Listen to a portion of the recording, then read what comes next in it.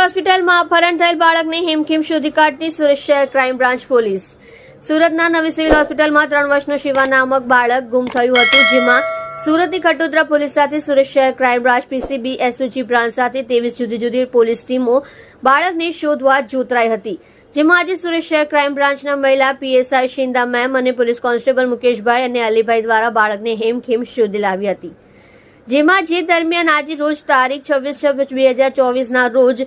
technical surveillance તથા human intelligence આધારે આરોપી ઇન્દ્રબલી રેખારામ રવિદાસ ઉંમર વર્ષ 45 તથા પાનકુલ દેવી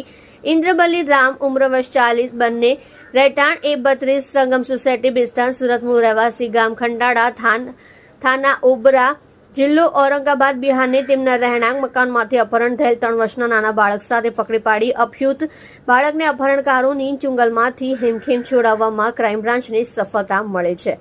જેમાં સુરત શહેર ક્રાઇમ બ્રાન્ચના મહિલા પીએસઆઈ શિંદા મેમ દ્વારા 1000થી વધુ સીસીટીવી કેમેરા ચેક કરી બાળકને બિસ્તાન પોલીસ સ્ટેશન અધ્યક્ષતાના સંગમ સોસાયટીના બંગાળી વસ્તીમાંથી હેમખેમ શોધી બાળકને લઈ જનાર મહિલા અને તેનો પતિ પકડી પાડી પીસીબી પોલીસ દ્વારા બાળકને એના માતા પિતા પાસે સોંપવા તજવીજ હાથ ધરી